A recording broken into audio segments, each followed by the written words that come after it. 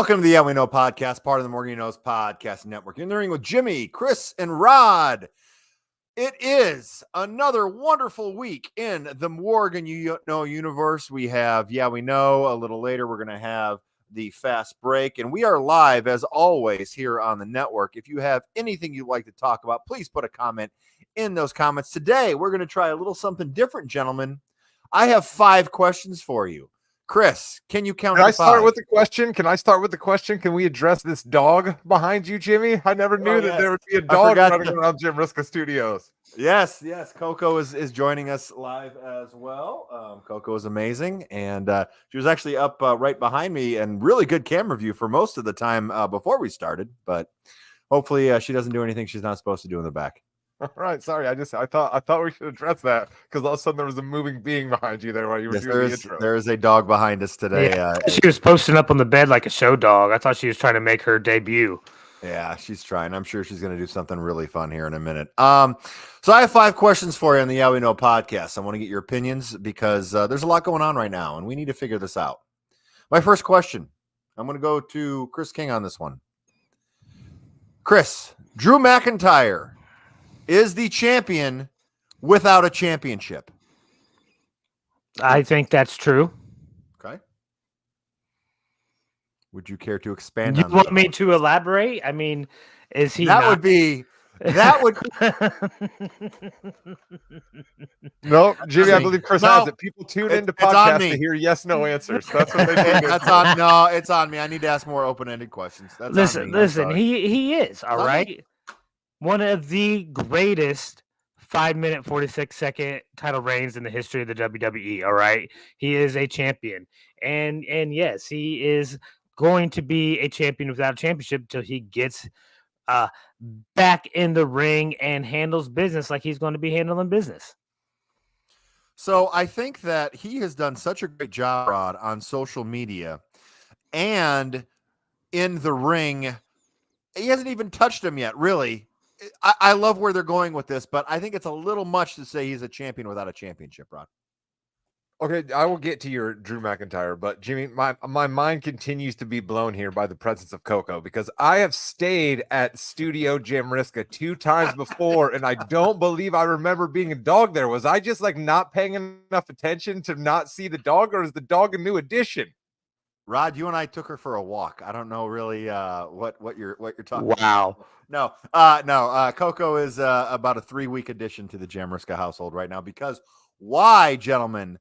Why do we do anything that would make our lives easier? Let's just make our lives as hard as possible. I got 2 of them here at the Morgan Studios. All right, we got Georgia, we got Buddy. Right, I got a small one and I got a big one. I understand. Yeah. So I'm sorry. All right, I'll get off the dog. I will tell you, Coco is the greatest dog ever, the most chill dog ever. She's just in here right now because Katie and Jackson are doing some stuff out there, and I'm gonna just keep her in here for right now, which is great. But I need your Drew McIntyre. Then we'll talk about Coco some more. I'm sorry. No, listen. No, it's on me. Listen. We're it's not on you. It's all right. You're allowed to have a dog. It's not. It's okay. I should be podcast professional enough to be able to continue the show and not be distracted by a pooch in the background. And that's on me, not on you, Jimmy. Here's what I will say about Drew McIntyre. If you want to give Drew McIntyre a championship belt for Twitter, oh wait a minute, they kind of already have when they had the Webbies, and he won that. So. Congratulations to Drew. If he wants to continue dropping bars, as the kids say on Twitter, that's wonderful. But what I would like to see Drew McIntyre do is actually fight somebody in the ring. Okay. I'd like to see CM Punk fight somebody in the ring. I'd like to see either one of these dudes put their money where their mouth is right now. Because I'm sorry, Drew McIntyre looks like $1 million to me, and he's on camera all the time, and he has a black thing on his arm, and we're told that he can't wrestle. So it just something is amiss here, Chris. I know. And if you go back last week, I called for an investigation, Rod. Adam Pearce is keeping Drew McIntyre from wrestling. It's not Drew McIntyre. Chris, he should basically be Roman Reigns. He could have a championship and just not wrestle. That'd be fine. Roman Reigns did it. Drew McIntyre should be able to do that. I would so love to see that because Chris railed against the Roman doing that so hard that if his guy then did that, oh, man. Listen, my guy wants to fight. He had been fighting with this injury. That's what he said. And then all of a sudden, Adam Pearce gets all butthurt about making sure he's healthy enough to fight, and takes him out of the King of the Ring tournament and keeps him out of the ring from fighting these guys and being able to get revenge on Damian Priest and Jey Uso and everybody else. Adam Pearce is the one you need to be mad at. There needs to be an investigation. Bless Drew McIntyre, though, for being a distraction from the seemingly endless King of the Ring tournament. So at least we do have that. That's great. I love the King of the Ring tournament. And speaking of that, Triple H is correct in holding off Dragunov versus Gunther and not having it be at the King of the Ring. Rod. No, he's absolutely not correct. I'm not sure if I'm going to be struck down and thrown out of Polite Wrestling Society if I say something bad about Paul Levesque here, but this is a complete mistake. This is a complete mistake. I love Jey Uso as much as the next guy, unless that guy is somebody who is holding their cell phone and wielding it up and down when Jey Uso is coming to the ring, right? I don't know if I would go that far, but I do love Jey. But the right move in that match was Dragunov.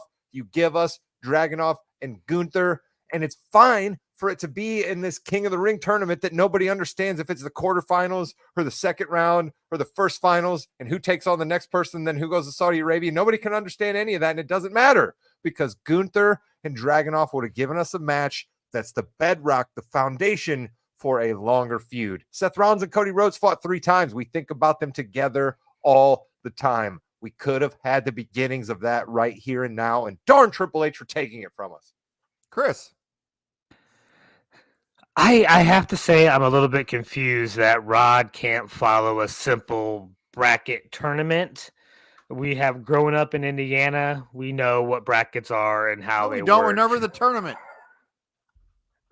But that being said, I agree. I think I've had enough of Jey Uso versus Gunther. We've seen that fight. It was great because of Gunther to me. I think give me Gunther and this guy Dragunov that everybody keeps telling me is great. Like I haven't seen those NXT fights with Walter and Have you this seen guy. him wrestle the past 3 weeks? I have seen him, but I haven't seen him and Gunther in the ring together like you guys have. Well, correct. It's impossible for you to go see it. There's no way you can go see it right now. I know that. I really do think I go with Rod on this one, and I'm sorry, Chris, but I do, because this could have been, and I like your strategy here, it could have been the first match of a series where, you know what? Dragunov wins. Dragunov beats Gunther. Gunther's on a little losing streak now. Gunther gets really angry. Now he continues to build. Dragunov continues to build. Maybe we get a championship, mid-card championship, something like that later on. And then maybe a world heavyweight championship down the line, battle between the two. Because really, yes, Dragunov is small, but Dragunov is very, very tough, and I think he could do it. I completely see in Dragunov the kind of guy that the fans get behind, right? Like you get behind these energy guys like Dragunov, right? You get behind the smaller guys, the guys that you can sort of picture yourself as, other than the fact that he absolutely is chiseled out of stone, you know what I mean, and can lift things that the rest of us can't lift, right? Let's just leave that aside. We're just talking about the height here. So he looks normal like the rest of us in that. And so I love it out of Dragunov. Now, the card is full at the top, as we often talk about, Jimmy, right? So when we like future cast these guys, it starts to get in a little bit of like NFL draft, NBA draft, right? Where all of a sudden every guy in the first or second round is a potential future star. And you're like, well, wait a minute. How is every single guy in the first and second round a potential future star? When they never are. When Exactly. they never are. Yeah. Exactly. Yeah. So it's, I mean, I see it in Dragunov too, but it always depends more, not necessarily on just his skill, but at the room at the top of the card. It depends so much on how you're booked. Your skill is almost like the fifth thing down. It really is. Speaking of skill, speaking of booking, Braun Breaker is right. He should have been in the King of the Ring tournament, and he should have won the King of the Ring tournament, Chris. I would have liked to seen Braun Breaker in the King of the Ring tournament. I don't know if I think he should have won, but I think he should have been in the tournament. Okay, Rod? I'm actually kind of fine with it because I don't know what Braun Breaker story angle I would like. So why not just, hey, I'm pissed at the world because I wasn't allowed in this tournament. Now I'm going to run roughshod all over people. So, I mean, that's just an easy one to write. So why not bring him in that way? If we're not going to let his last name be Steiner, which I will continue to say is ridiculous. With as much as Correct. the WWE likes to talk about second generation and legacy superstars, why he can't just be something Steiner, considering his dad and his uncle are WWE Hall of Famers.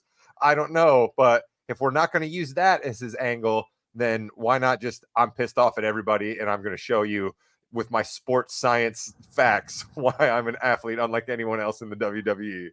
Could I ask you a question about that, Jimmy? Because that brings up a solid point. Is Braun Breaker not using the name? Is that his choice, or do you think WWE is not letting him?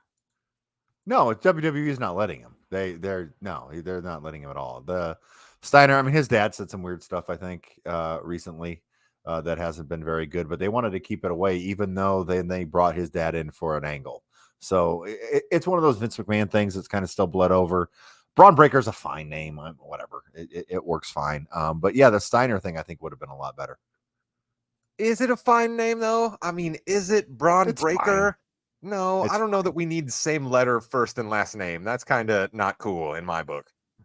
The fan of Roman Reigns says he doesn't like alliteration. How many times has Roman Reigns come to the ring and call himself Roman Reigns? Braun Breaker's referred to himself as Braun Breaker numerous times. Braun Breaker. My final question about King and Queen of the Ring. We are going to see Jade Cargill versus Bianca Belair in the final four of the Queen of the Ring tournament. Chris. No, I don't think so. I think you see Nia Jax get her revenge on Jade Cargill in this next match, and then you see Bianca Belair take care of Nia Jax. So she's going to be Tiffany Stratton too, you think? Yeah. Yeah. I can't see how Jade Cargill is going to lose. I don't know. Is it going to be one of those fluky losses, Rod? I just think it's ridiculous in the first place that they even set this bracket that, yes, I will admit I'm having trouble following, Chris, because they've rarely ever showed it to me in big bracket form. They just keep doing the card thing. This winner will face this winner. You know what I mean? It's like, well, just show me the friggin' tournament then. They've only done that like once, and I forgot to pause it at that time. So yell at me for not having a quick pause skills anymore. A young adolescent Rod would be mad at my pause skills now, if anybody out there knows what I'm referring to there. Well, we all do. I mean, we had to be skillful back in the day on the pausing. We had to right. We couldn't rewind it. You know what I mean? We couldn't rewind it. Well, and it was all jumbled, so you had to be. I mean, you had to be on it. And we're talking about wrestling pay-per-views, right?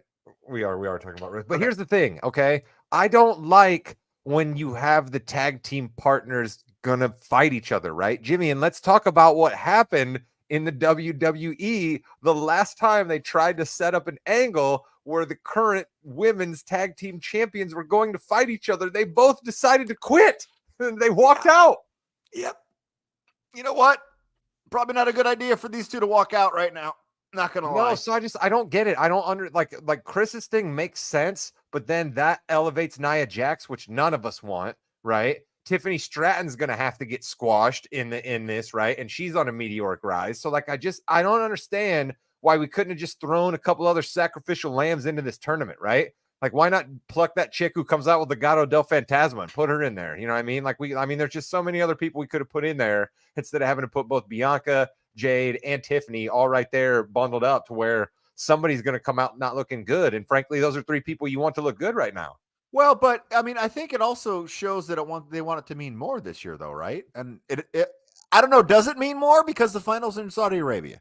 Exactly. And what is it Jeddah again? I love saying Jeddah. I don't know. Sure. Like, well, I would never go to Saudi Arabia, but like, is Jeddah like the second coolest place to go?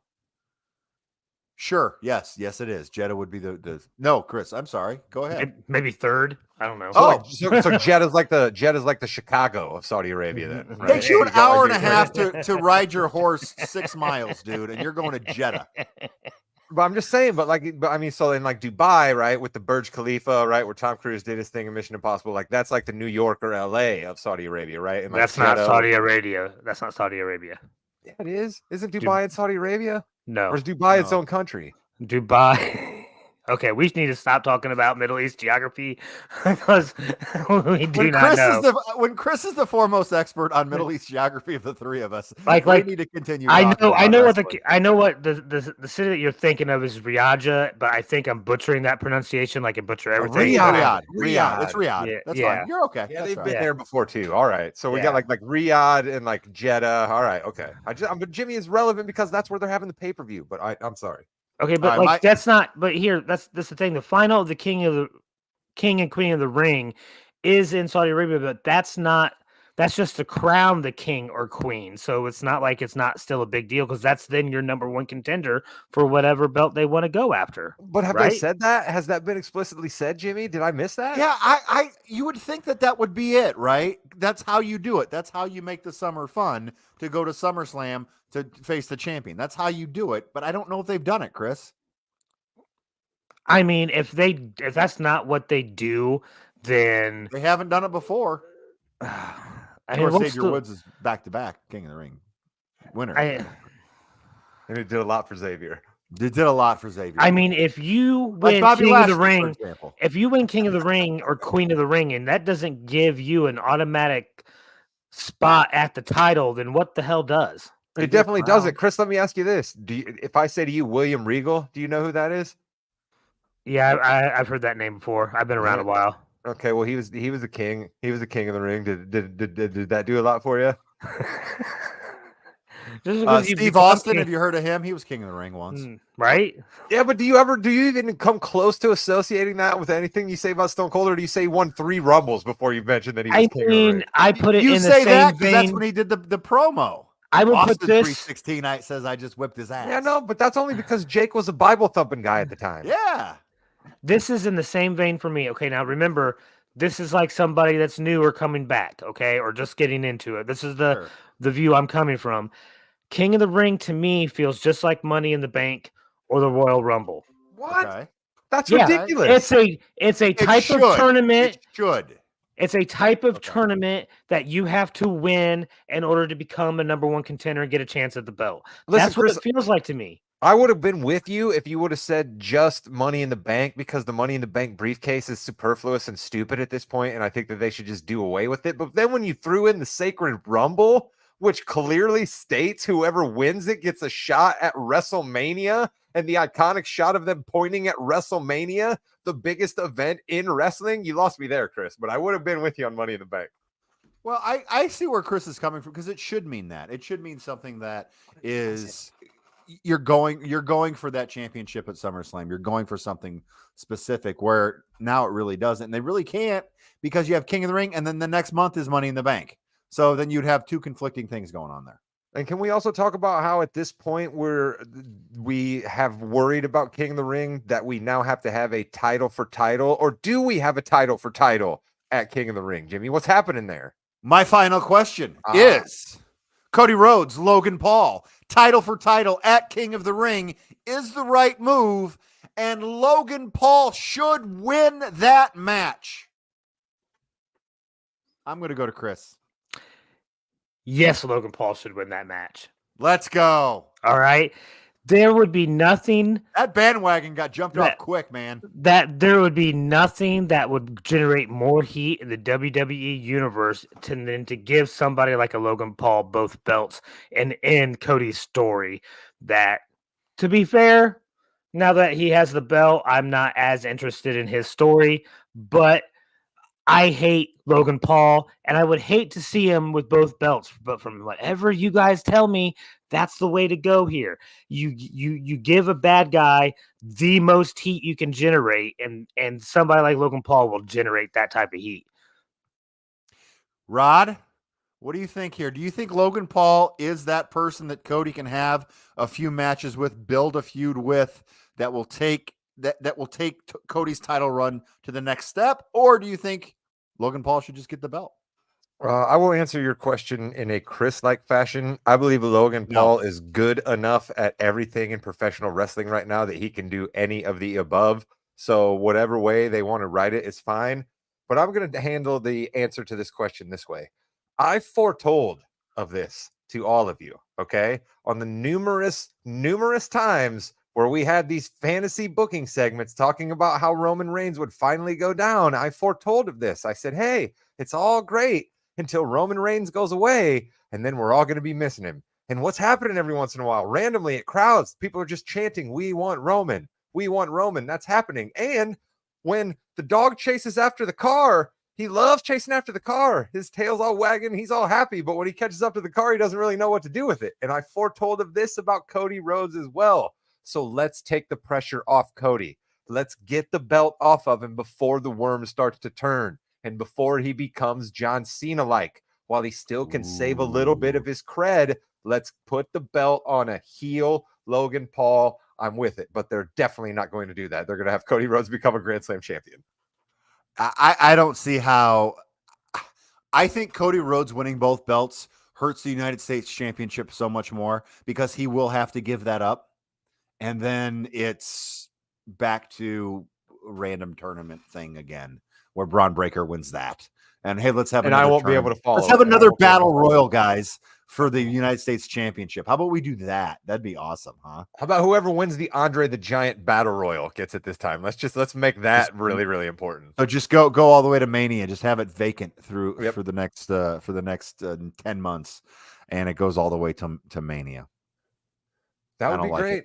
That would be great. No, I feel bad for certain other people on the WWE card that they felt they needed to pull the Logan Paul card here, right? Like, I'm not trying to come down on Logan Paul. Like, what that guy does is great. I don't want to like it, but like the results speak for themselves when it comes to Logan Paul in the sports entertainment arena recently. So that man could seem to do no wrong there, but I feel bad for some other people that we couldn't figure out another angle for Cody here coming out of WrestleMania better than, hey, let's have him fight Logan Paul. But then again, Jimmy, we have to make mention here. We pointed out the weird Saudi Arabia jokes before. Yep. These guys pay big money. It's very possible they said they want Logan Paul. This is why Shawn Michaels was trucked out and got injured. Yep. Triple H was trucked out. Goldberg has been trucked over there. Yeah, and I think that's more along the lines where this is going. It's going to be a really solid match. Cody Rhodes will win. The title for title is weird. I think they mentioned. I mean, they did say that, right? That's what I'm saying. I don't know. I think they did. If really not, dozing. Listen, the last episode of Raw really was tough for me. So if it came up during that one, I was dozing. That was tough. The last episode of Raw. I think that Cody wins, and then we actually finally get his real competitor. Who's that? For the next couple of months. Yeah, that's the issue. That's the issue, Rod. You know, it's Randy, right? It's got to be Randy. Chris foretold it, like coming soon out of WrestleMania. Chris has been right on so many things. I give the guy a hard time, but everyone knows that I love him. He's been a friend of mine for a long time. Walked down the aisle with me as one of my guys in my wedding, right? So I got mad respect for Chris King, and he called Orton a while back, and I think that he was dead on. That's the only thing that's going to make any sense. Remember that when we do the fast break, that you have mad respect for Chris King. I just want just remember that one right there. So, you also walked down the aisle at my wedding too, buddy. Okay, so on that note, you know what? Screw it. With that, you've been listening to the How We Know podcast, part of the More You Know's podcast network. You're in the ring with Jimmy, Chris, Rod, and Coco's sleeping now. Good for Coco. LA Knight, you were thought of. This really could have been your spot again, buddy. I'm sorry. Goodbye, Net. Yeah. Hello, Internet. The Morgan You Know podcast network presents Balls and Brew.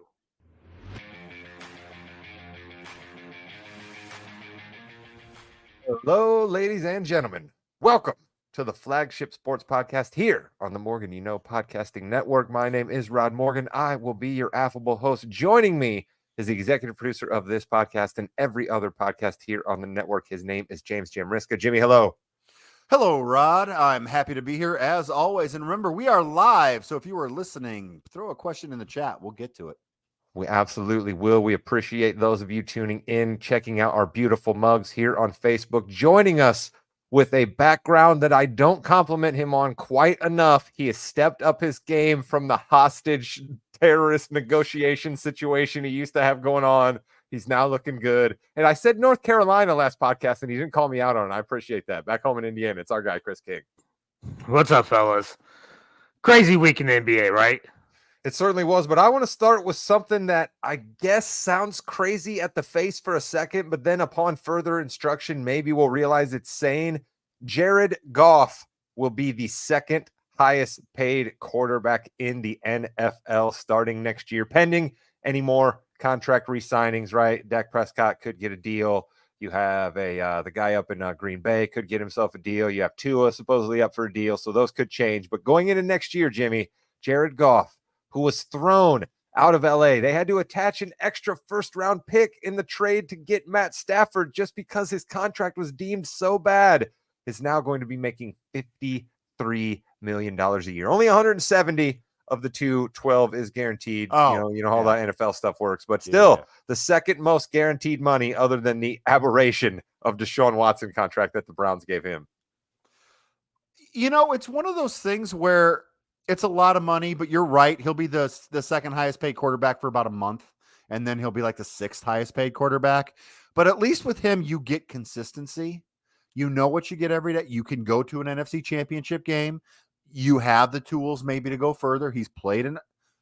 I think he's fine. Listen, if I'm the Bears for the past 5 years, would I have liked Jared Goff?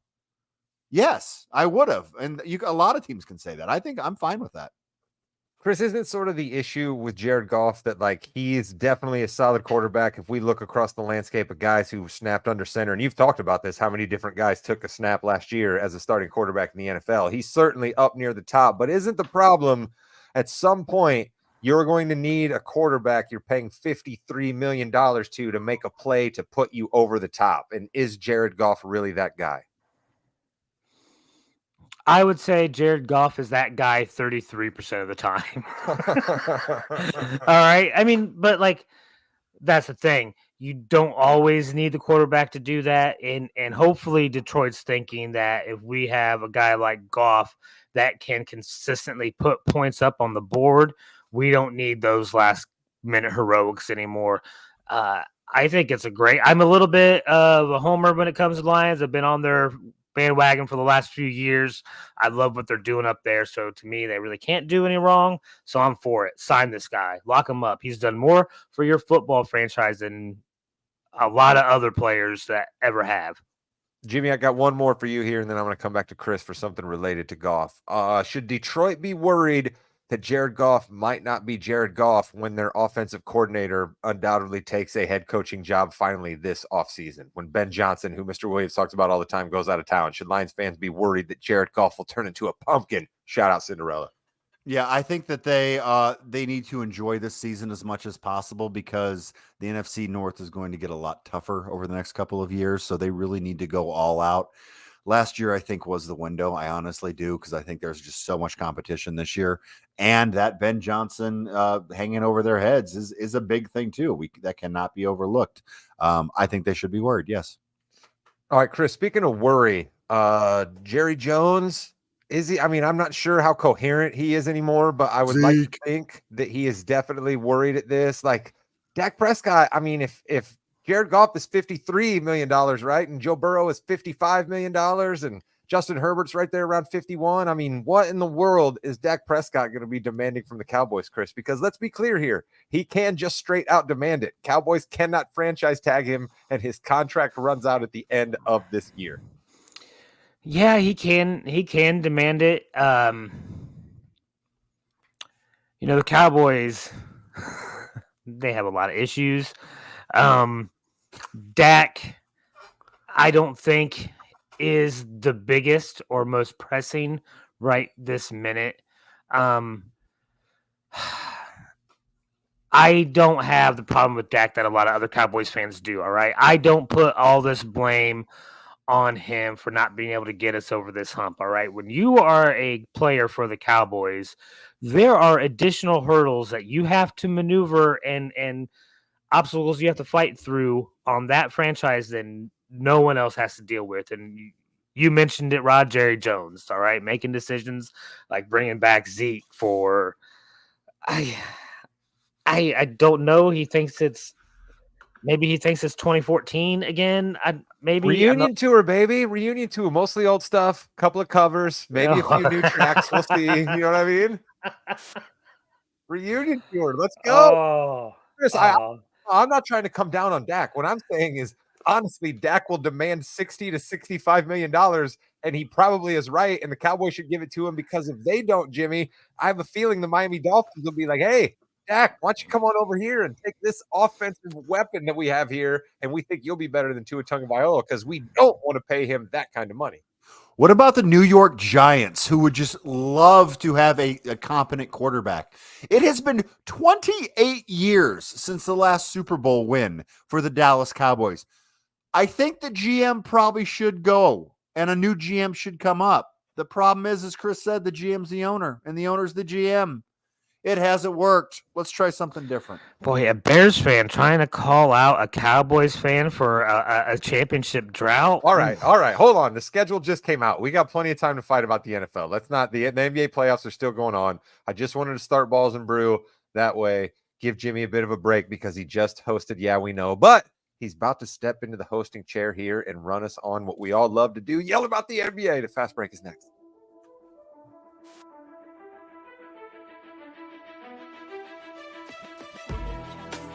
Fast break, the fastest 15 minutes in the NBA. I'm Jimmy Rod and Chris are here. And gentlemen, I have 5 burning questions for you in the NBA right now. Let's go. My first question is, we found out Caitlin Clark is a bust. She had 10 turnovers in her debut game. 20 points. The team got their butts kicked. Caitlin Clark is worthless. No one should be watching the WNBA. Women's basketball is nothing. That is my question for you. Is that a correct statement? Because I heard that a lot today, everybody. I heard that a lot. Wasn't this a preseason game or was this a regular season game? This was the first regular season game. Okay, it's one game. I mean, that's a lot of overreaction. I mean, that's not what you want to see from the number 1 pick, but that's still a lot. Michael Olowokandi, Darko Milicic, Caitlin Clark, Rod. No, here's what you got to understand. All right, let's look at this on just a realistic human level here, okay? If you're a player in the WNBA, all right, you have to be a little bit like, who does this Caitlin Clark really think she is, right? Like, there was no way that anybody on that Connecticut team was about to go out there on the court and let Caitlin Clark show them up the way that she did girls in college, all right? So that's evident by the 10 turnovers because I think they were all over her. They were like, you are not going to beat us. Let's not forget that Aaliyah Boston is on this Indiana Fever team. She could have stepped up and did not have more points than Caitlin Clark anyway. So this Fever team has a little ways to go to be as good as I think everyone is going to want them to be. Caitlin Clark is fine. She still buried some unbelievable 3-pointers because when you can shoot, you can shoot. Yeah, and she also didn't get an off season. All right. Didn't all these other NBA women get off seasons? Like, I mean, she just finished playing in April. All right. So like, let's be realistic. Like, she's on a long season right now still. And the best part of all this, Jimmy, is we just had a discourse about the WNBA the same way we do the NBA. And once that happens more and more for them on big platform shows, they're going to get the exposure and the dollars that we all want them to have. Not that we're helping that, but just, every. No, we're not helping with the dollars, but we're helping with the discourse because we can discourse like no other. Chris King, this isn't a riddle. This is a question. If a hawk wins the lottery, but there are no players to choose from, does it really mean anything? Oh, no. If let me tell you about this lottery. All right. If you're Detroit, let me tell you something. If you're Detroit, you got to be mad. All right. He's getting the lottery now. Getting the 5th pick, like 3 years. Yeah, 3 years in a row. I mean, that smells like shenanigans. But I guess, like you said, there's not that by far legitimate consensus number 1 pick. All right. But you're not going to sit there and tell me there's not talent in this upcoming draft pool because there is, all right? There is. So I'm not talking about Zach Edey, all right? All right, you Boilermakers out there, I'm not talking about him. But there is real talent out there, right? There's a French kid that's supposed to be really good. There's a lot of players out there that we saw. Are you sure about that, or did you literally just throw out a French kid? Or do you actually know that there is, or did you just say a French kid? There is a legitimate French kid that's in the draft. His name is Alex Sarr. Yeah, so see, why did you even ask that if you knew I knew? Because of course I know, but I didn't think you did. Yeah, but the number one pick, the Alex Sar guy is like, he's okay. They're all okay. That's why the Pistons Yeah. should be happy they didn't get number one. All right. That's why the Spurs should be happy that they fell back in this draft, right? You don't want another top number one pick getting the highest level rookie salary and then being on a team with a bunch of other young guys, right? The Houston Rockets should be happy they're not up there. You got a bunch of young guys that already want shots. You don't need those dudes. This draft is full of like 5 and 6 and 7 men, right? And those dudes are becoming more and more valuable because you get some of those guys in the teens and 20s in the draft, and their rookie contracts are cheap when you have to pay your big top stars 45, 50, 55, on upwards of $60 million when we go into this next collective bargaining agreement. Yeah, and the Spurs should be happy. They got 2 picks in the top 10, so chances are they're going to hit on one of them. But as far as it relates to Atlanta, Jimmy, I think it's like it's good for them because I think it gives them a little more fodder to figure out Trae Young, DeJounte Murray. Which guy are we shipping out of town? What's the best deal for us? And this number one pick gives them a little bit of extra stuff there. So I think it's actually sort of good for them. Yeah, and we will delve deep into all of the lottery and offseason moves in the offseason, but we have some basketball to talk about. So this is a multiple choice question. Your choices are, should I say, his wife, his mother, one of his kids. The question is, what member of Rick Carlisle's family did TJ McConnell insult? Ron. I think it must have been TJ McConnell insulted Rick's wife somehow, right? Or he hit on her, or Rick thought he hit on her at like the Christmas mixer or something. I don't know, because TJ McConnell has showed that he is not afraid of any of this series. He has shown great defense. Actually, I wouldn't say great, but he's been a lot better than anybody else on this sorry Pacers defensive squad. So I don't understand why Rick Carlisle, and can anybody tell me, do we know for a fact, is this actually really Rick Carlisle, or is this just a ghost projection of Rick Carlisle out there? Because he doesn't seem to be doing a whole heck of a lot other than watch Andrew Nembhard consistently get cooked. And then he does nothing but throw Nembhard back out there. Nesmith, a bull in a china shop that he is, but he's shown a little bit of ability to have some size and some physicality on Brunson. Never mind. He can get screened off. Nembhard has him. I don't understand what Rick Carlisle is doing, and the Pacers should absolutely be ashamed of the level of defense they are showing in this series, because they have turned Jalen Brunson into a 100% stone cold lock top 10 player of all time, Hall of Famer, by the amount of points that they have let him score in this series. No one is pointing out that Jalen Brunson's point levels are inflated because he's playing 48 minutes a game against this sorry-ass Pacers squad that can't stop anybody. They should be ashamed of themselves. This series is sitting on a silver platter for them, and they can't even run a double team. The Pacers' defense is abhorrent. So I was going to play the Rod Damnation at some point in there, but you didn't take a breath. So that was his Rod Damnation of the week. Chris, back to my question here. Wife, mother, or kid? Who did TJ McConnell offend? And why should the Pacers not be ashamed? I guess I will change the question, Chris, for you, because I don't think you think they should be ashamed. Okay. I mean, whoa. You both love each other, remember? Where do I need to start? Okay, for one, TJ McConnell has been doing well against Brunson in the limited amount of time he has done it. Brunson has only shot 11 shots against him. I wouldn't say that is a plethora of it's just anecdotal evidence that he is better than Nembhard at guarding him, when Nembhard's been better throughout the season at guarding the other team's best player than either Naismith or McConnell. McConnell still played 19 minutes the other night. I wouldn't say he got shafted or put on the bench longer than normal. He averaged 18 minutes a game throughout the season. They have never had defense this entire season, so why all of a sudden do we expect them to all of a sudden change their identity in the playoffs and start playing some sort of championship level defense and be ashamed that they're not? That's a little bit ridiculous of an ask.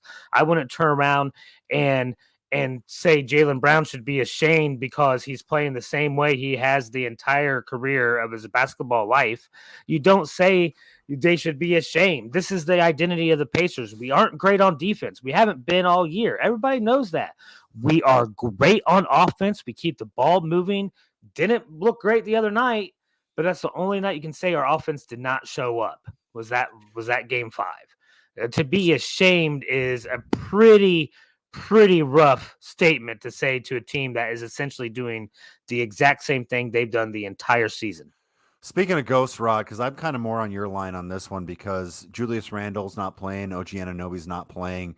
They are playing everyone 48 minutes. Tyrese Halliburton, he looks scared out there, and I am a huge fan. Who's that? You're gonna have to remind me. He's the Tyrese starting Halliburton, Jimmy. He's the starting point guard for the Pacers. Oh, you mean the guy who made the Olympic team over Jalen Brunson? He should be our Jalen Brunson's number one thinking about scorer. that? Yeah.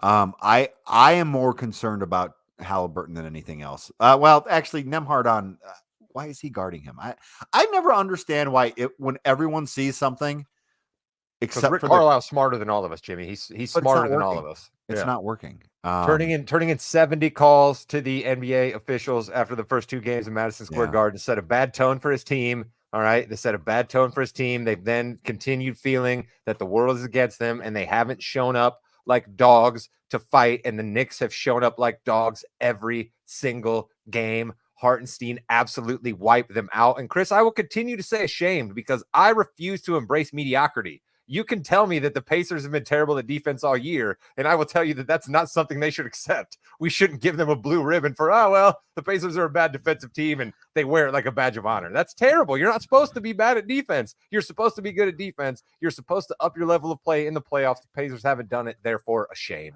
Shame. Okay. This is crazy. Whoa. The guy who has told me my entire time on this podcast that the NBA doesn't care about defense, that I shouldn't worry about defense and stocks. That's changed. The NBA needs to embrace scoring, and people want to see dunks and the 3-point shot, and that's what we need to be embracing. But now, because it suits his argument, that team needs to be ashamed because they're not doing those things. But that's changed over the past couple months. They really put that emphasis back on defense, back on hard play, and that is something that has hurt the Pacers, quite frankly. I mean, it really has. When you don't have any defense, they're just going to go right through you, and that's kind of what's happening right now. My next question. No, hold on a second. I'm just going to say this for any listeners of the pod going forward. My takes in February are definitely going to be different from my takes in May, because those are 2 completely different sports, okay? February drudges of winter NBA basketball, game 55 through game 70, okay, is completely different than the semifinals of the Eastern Conference or the Western Conference in the NBA playoffs, all right? So, Chris, I get your point, and I'll go ahead and give you the points there. I'll cede to you, but it's pretty stinking flimsy to try to say that on February, I'm desperate for NBA games to be entertaining, but in the playoffs, for a team to actually win a crown, I want them to play defense. How dare I? My 4th question is very simple. How good is Jimmy at predicting NBA outcomes? And I quote, by this time next week, the Nuggets will be up 3-2 and everything will be a different story. Let me check my notes real quick. The Nuggets are now up 3-2, and there's a completely different story. How Jokic is superhuman and not a fluke MVP 3 times over. And Michael Jordan, he's still at the top of the list. Anthony Edwards is maybe a rung or 2 below him. This Nuggets and T-Wolf series is fascinating, isn't it, Chris? Okay. You're not wrong. It is. It's beyond that. Like what Jokic did the other night is almost beyond unbelievable. It's pretty absurd even for his lofty standards, all right? I read 98 passes that man made in that game with 0 turnovers, all right? 98 passes, 0 turnovers. Caitlin Clark had 10. That's shout out to KCP, by the way. Shout out to KCP. That was awesome. At the end of the game, saved him a turnover. Yep. So shout out to him. But like, still, like that itself is an insane stat. Not to including, scoring 40 points on 77% shooting, which is unreal efficiency. Like the guy is crazy, and I can't believe if this Pacers team could somehow make the finals versus the Nuggets, Jokic could break Chamberlain's record playing against this Pacers defense. Are you kidding me? What in the world would the Pacers have for Jokic? Man, he wouldn't miss a shot. Boy, what kind of meltdown would Rod have if the Pacers beat the Celtics in the Eastern Conference Finals? I'd be fine with Pacers it. aren't getting to the Eastern They're Conference not getting Finals. there, The though. Knicks That's are, the and, issue. and therefore the Celtics probably aren't getting to the NBA Finals because this Knicks team has way more fight than the Celtics. But we're not talking about the Celtics. Actually, my fifth question right now. The Knicks and Nuggets is the best possible NBA Finals matchup. Chris King. No, it's not the best possible matchup. It may make for a great story on the Knicks side, but I have a feeling they get feasted on by the Nuggets if this gets to the finals. Anybody gets feasted on by the Nuggets. This isn't fair. This thing's a fait accompli, man. The Nuggets are winning the NBA championship. Book it. Boom. Over. Done. There's not a team out there that's going to do anything with this Denver team. The team we saw last night pick apart the Minnesota Timberwolves, because let's not forget, what did everybody tell us the Minnesota Timberwolves did in game 1 or 2? We were being told that was the bad boy Pistons. That was the Pistons that beat the Lakers. That was the 91 Bulls. We were being told that was some of the best defense that's ever been played in the modern era of the NBA. And Jokic just said, oh yeah, watch this. I mean, nobody's beating this Nuggets team. I've bled Celtics green all year long, but I'm smart enough to know this team doesn't have it. The Knicks are playing 5 guys 48 minutes a game. There's no chance that they're going to get through the next series and then beat the Nuggets in the finals. And the Mavericks, if Luka Doncic was actually on 2 good Luka Doncic feet and yelling at the refs about 10% less, because let's face it, he's going to yell at the refs no matter what, but he's in pain, so he's yelling at the refs even more than he normally does, and it's making him a worse player, so they're diminished. So nobody's beating the Nuggets. All this is a fait accompli. We should just shut the fast break down, Jimmy, and start focusing on football. And with that, you've been listening to the Fast Break on the Morgan Knows Podcasting Network. I'm angry. I'm angry about the Celtics. All right. We just continue to see this team go out there. And tonight, you got the Cavs on the ropes, right? Donovan Mitchell's not going to make the court again. Jared Allen continues to be out. Karis LeVert, he's out. So Karis LeVert, who had a decent showing last game when they needed some points, he's even out. And the Celtics, what do? Up by 6 points at half. They're letting Marcus Morris Sr. cook them. I mean, this team just never shows up to play. They just dribble around and shoot fadeaways, pass it in, pass it back out to the 3-point line. There's zero killer instinct on this team. And I thought that Drew Holiday coming to this team and then Jalen and Jason actually being the ones that run this team were going to be the backbone it needed. And it turns out the guy who got fired under circumstances we still know nothing about was the edge the Celtics needed all along. Ime Udoka, I miss you. Goodbye, Internet.